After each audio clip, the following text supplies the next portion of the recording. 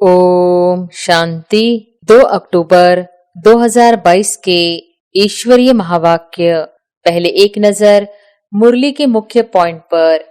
बाबा ने कहा, यह ब्राह्मण जन्म मिला ही है कल्प पहले के भाग्य अनुसार।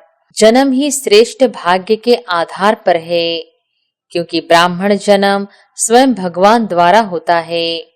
जो जन्म ही भाग्य विधाता द्वारा हुआ है, वह जन्म कितना भाग्यवान हुआ। मस्तक बीच भाग्य की लकीर चमकती हुई दिखाई दे। पहला भाग्य जन्म ही भाग्य विधाता द्वारा हुआ है।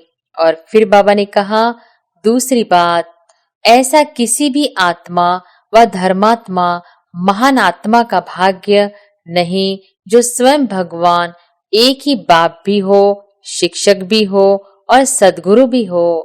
एक ही द्वारा बाप के संबंध से वर्षा प्राप्त है। शिक्षक के रूप से श्रेष्ठ पढ़ाई और पद की प्राप्ति है।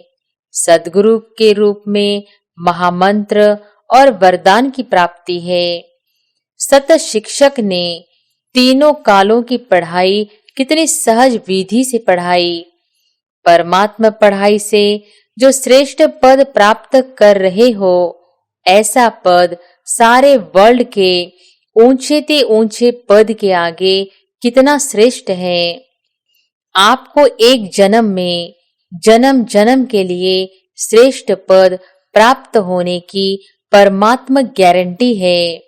और फिर लास्ट में बाबा ने कहा, परमात्मा श्रीमत ही पालना है।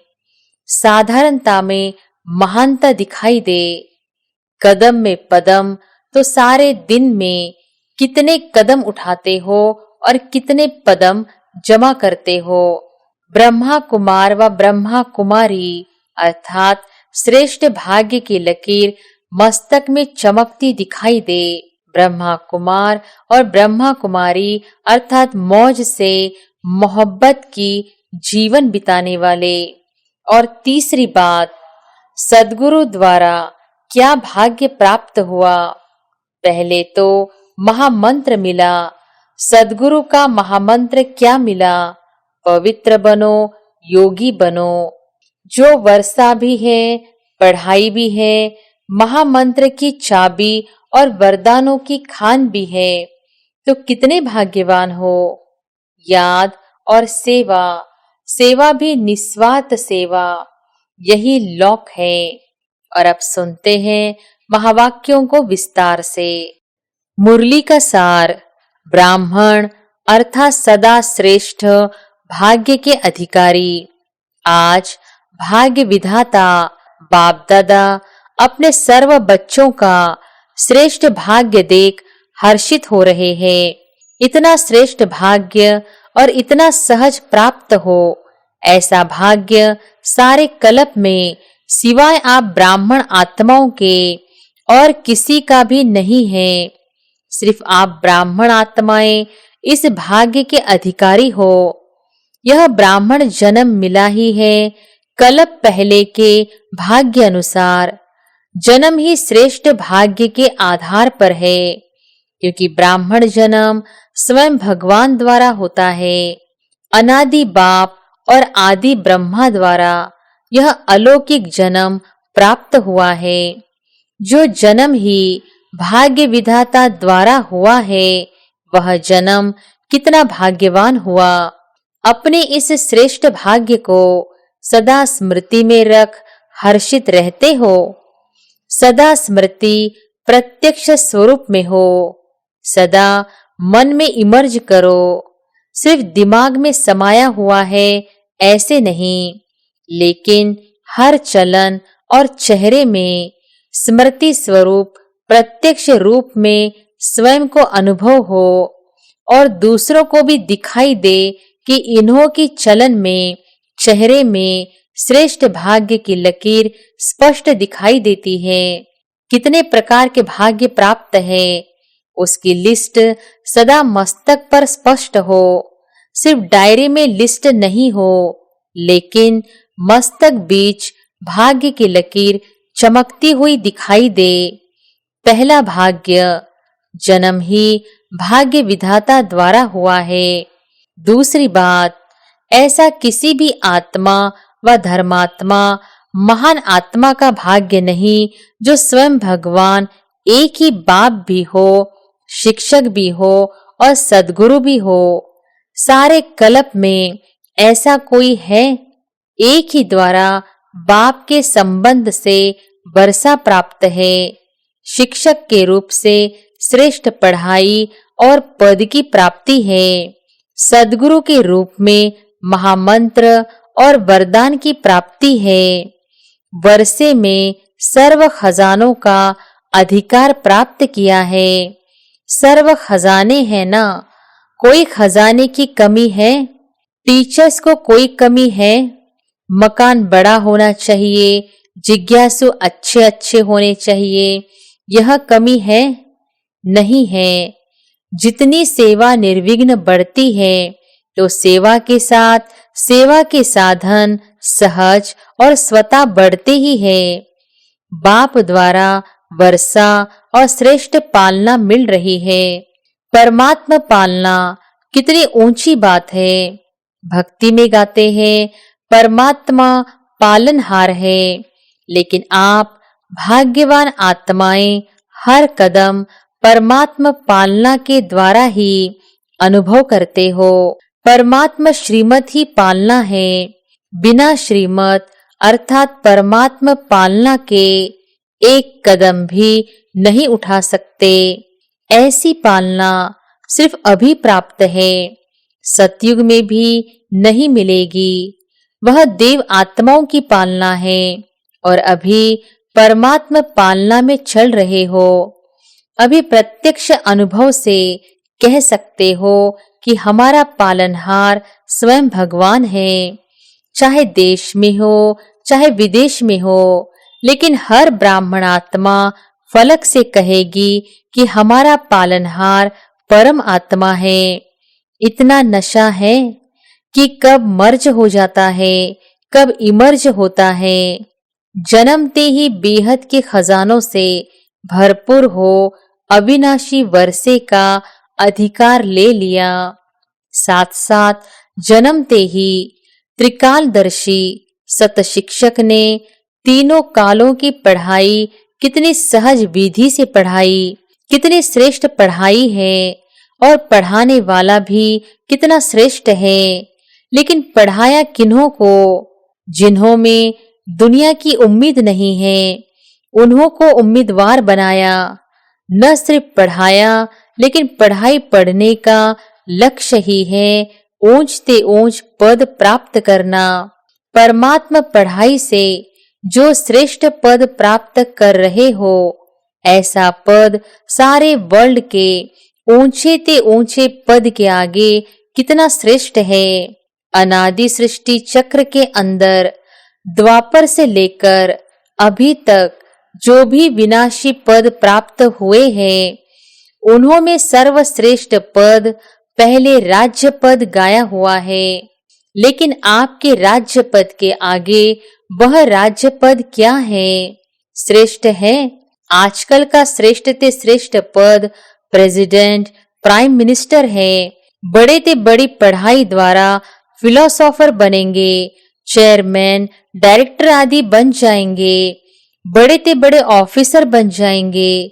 लेकिन यह सब पद आपके आगे क्या है? आपको एक जन्म में जन्म जन्म के लिए श्रेष्ठ पद प्राप्त होने की परमात्मा गारंटी है, और उस एक जन्म की पढ़ाई द्वारा एक जन्म भी पद प्राप्त कराने की कोई गारंटी नहीं। आप कितने भाग्यवान हो जो पद भी सर्वश्रेष्ठ और एक जन्म की पढ़ाई और अनेक जन्म पद की प्राप्ति। तो भाग्य है ना। चेहरे से दिखाई देता है, चलन से दिखाई देता है, क्योंकि चाल से मनुष्य के हाल का पता लगता है। ऐसी चाल है जो आपके इतने श्रेष्ठ भाग्य का हाल दिखाई देवे, या अभी साधारण लगते हो। क्या है? साधारणता में महानता दिखाई दे। जब आपके जड़ चित्र अभी तक महानता का अनुभव कराते हैं, अब भी कैसी भी आत्मा को लक्ष्मी नारायण व सीताराम व देवियां बना देते हैं, तो साधारण व्यक्ति में भी महानता का अनुभव कर सिर झुकाते हैं ना। जानते भी हैं कि यह वास्तव में नारायण व राम आदि नहीं है, बनावटी है, फिर भी उस समय महानता को सिर झुकाते हैं, नमन पूजन करते हैं। लेकिन आप तो स्वयं चैतन्य देव देवियों की आत्माएं हो। आप चैतन्य आत्माओं से कितनी महानता की अनुभूति होनी चाहिए, होती है। आपके श्रेष्ठ भाग्य को मन से नमस्कार करें, हाथ व सिर से नहीं, लेकिन मन से आपके भाग्य का अनुभव कर स्वयं भी खुशी में नाचे। इतनी श्रेष्ठ पढ़ाई की प्राप्ति श्रेष्ठ भाग्य है।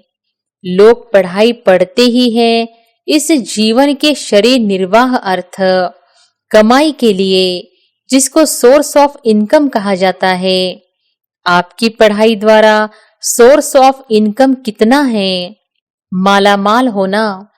आपकी इनकम का हिसाब क्या है? उनका हिसाब होगा लाखों में, करोड़ों में, लेकिन आपका हिसाब क्या है? आपकी कितनी इनकम है? कदम में पदम, तो सारे दिन में कितने कदम उठाते हो और कितने पदम जमा करते हो? इतनी कमाई और किसकी है? कितना बड़ा भाग्य है आपका। तो ऐसे अपनी पढ़ाई के भाग्य को इमर्ज रूप में अनुभव करो।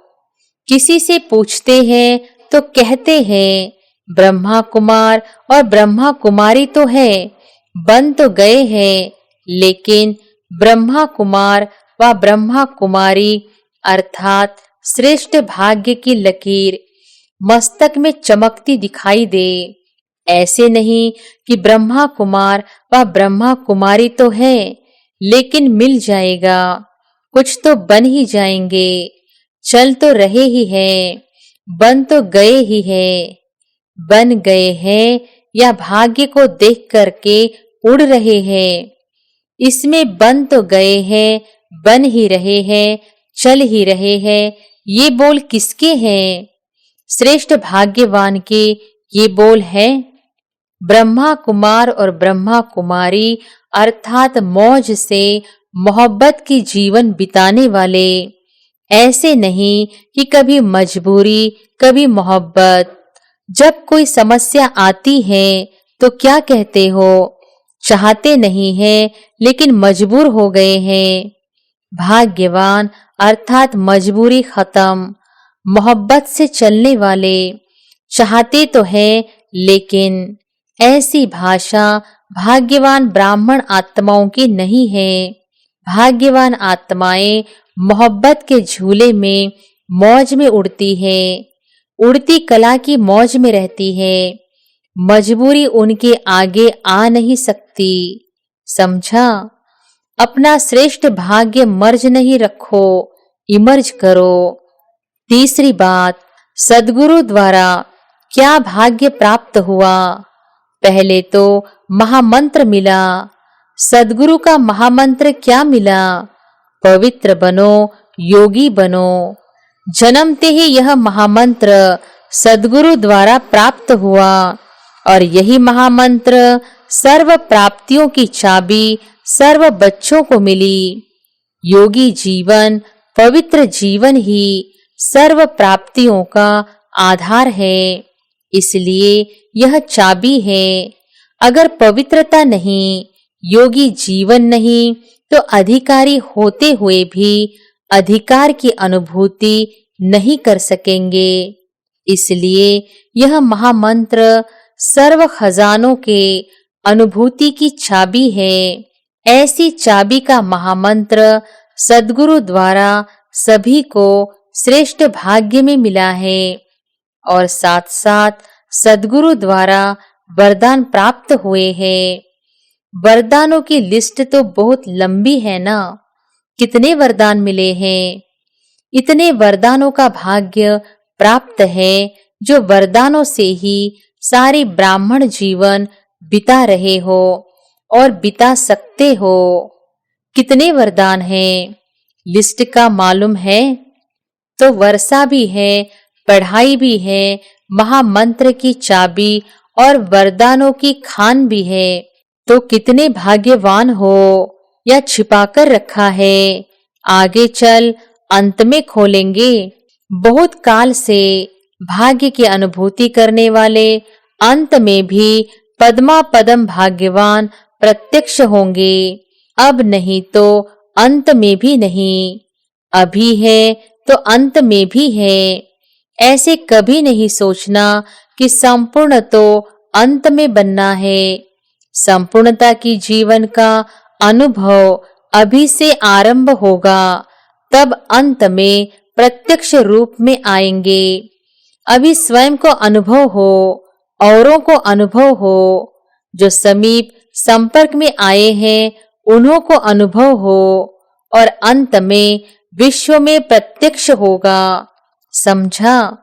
बाप दादा आज सर्व बच्चों के भाग्य की श्रेष्ठ लकीर को देख रहे थे। जितना बाप ने भाग्य देखा उतना ही बच्चे सदा अनुभव कम करते हैं। भाग्य की खान सभी को प्राप्त है, लेकिन कोई को कार्य में लगाना आता है और कोई को कार्य में लगाना नहीं आता है। जितना लगा सकते उतना नहीं लगाते हैं। मिला सबको एक जैसा है, लेकिन खजाने को कार्य में लगाकर बाप का खजाना, अपना खजाना अनुभव करना, इसमें नंबरवार है।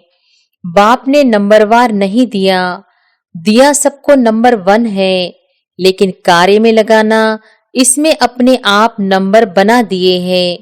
समझा? नंबर क्यों बने हैं? जितना यूज करेंगे, कार्य में लगाएंगे, उतना बढ़ता जाएगा। मर्ज करके रख देंगे तो बढ़ेगा नहीं, और स्वयं भी अनुभव नहीं करेंगे तो दूसरों को भी अनुभव नहीं करा सकेंगे। इसलिए चलन और चेहरे में लाओ। समझा? क्या करना है?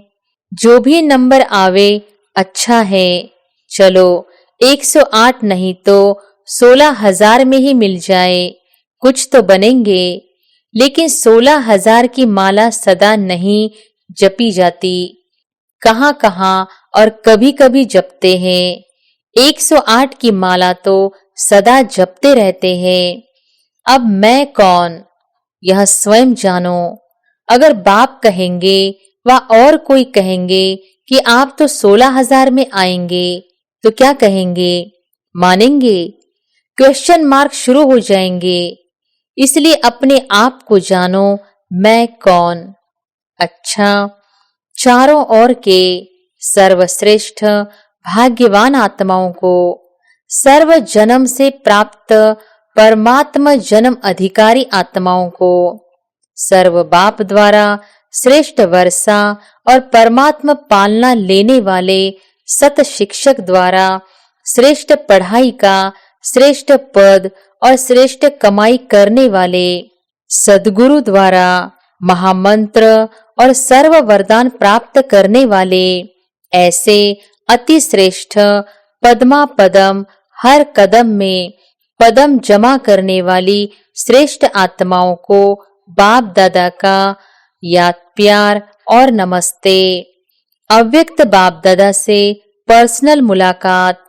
यथार्थ सेवा व यथार्थ याद की निशानी है निर्विघ्न रहना और निर्विघ्न बनाना।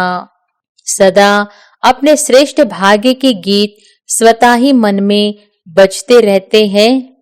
यह अनादि अविनाशी गीत है, इसको बजाना नहीं पड़ता, लेकिन स्वतः ही बजता है।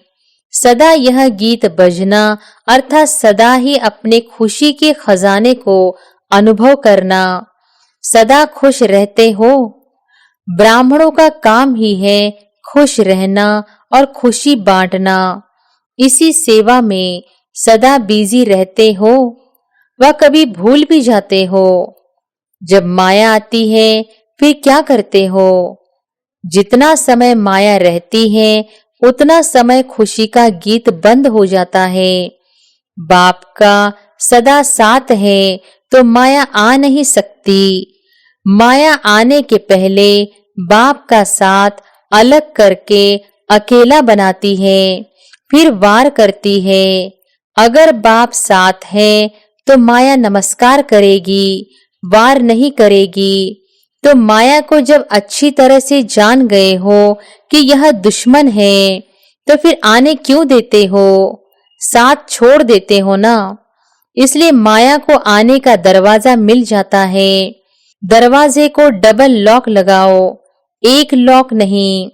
आजकल एक लॉक नहीं चलता तो डबल लॉक है, याद और सेवा। सेवा भी निस्वार्थ सेवा, यही लॉक है। अगर निस्वार्थ सेवा नहीं तो वह लॉक ढीला लॉक हो जाता है, खुल जाता है। याद भी शक्तिशाली चाहिए। साधारण याद है तो भी लॉक नहीं कहेंगे। तो सदा चेक करो, याद तो है लेकिन साधारण याद है या शक्तिशाली याद है। ऐसे ही सेवा करते हो लेकिन निस्वार्थ सेवा है या कुछ न कुछ स्वार्थ भरा है। सेवा करते हुए भी, याद में रहते हुए भी यदि माया आती है तो जरूर सेवा अथवा याद में कोई कमी है। सदा खुशी के गीत गाने वाली श्रेष्ठ भाग्यवान आत्माएं हैं। इस स्मृति से आगे बढ़ो। यथार्थ योग व यथार्थ सेवा, यह निशानी है निर्विघ्न रहना और निर्विघ्न बनाना। निर्विघ्न हो या कभी-कभी विघ्न आता है, फिर कभी पास हो जाते हो, कभी थोड़ा फेल हो जाते हो। कोई भी बात आती है उसमें अगर किसी भी प्रकार की जरा भी फीलिंग आती है, यह क्यों, यह क्या, तो फीलिंग आना माना विघ्न। सदैव यह सोचो कि व्यर्थ फीलिंग से परे फीलिंग प्रूफ आत्मा बन जाए तो माया जीत बन जाएंगे। फिर भी देखो, बाप के बन गए। बाप का बनना यह कितनी खुशी की बात है।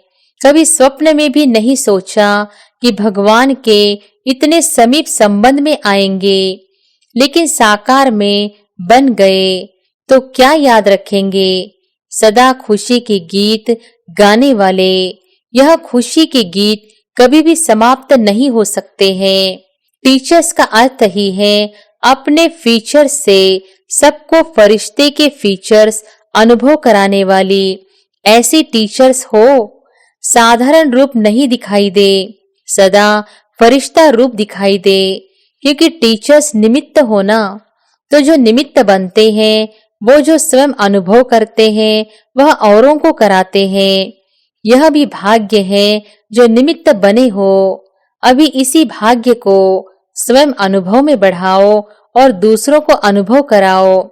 सबसे विशेष बात, अनुभवी मूर्त बनो। वरदान है, जिम्मेवारी की स्मृति द्वारा सदा अलर्ट रहने वाले शुभ भावना शुभ कामना संपन्न भव। जिम्मेवारी की स्मृति द्वारा सदा अलर्ट रहने वाले शुभ भावना शुभ कामना संपन्न भव। आप बच्चे प्रकृति और मनुष्य आत्माओं की वृत्ति को परिवर्तन करने के जिम्मेवार हो, लेकिन यह जिम्मेवारी तभी निभा सकेंगे जब आपकी वृत्ति शुभ भावना शुभ कामना से संपन्न, सतो प्रधान और शक्तिशाली होगी। जिम्मेवारी की स्मृति सदा अलर्ट बना देगी। हर आत्मा को मुक्ति जीवन मुक्ति दिलाना, वर्षे के अधिकारी बनाना, यह बहुत बड़ी जिम्मेवारी है। इसलिए कभी अलबेलापन न आए, वृत्ति साधारण न हो। और स्लोगन है, अपने हर कर्म द्वारा सहारे दाता बाप को प्रत्यक्ष करो तो अनेक आत्माओं को किनारा मिल जाएगा।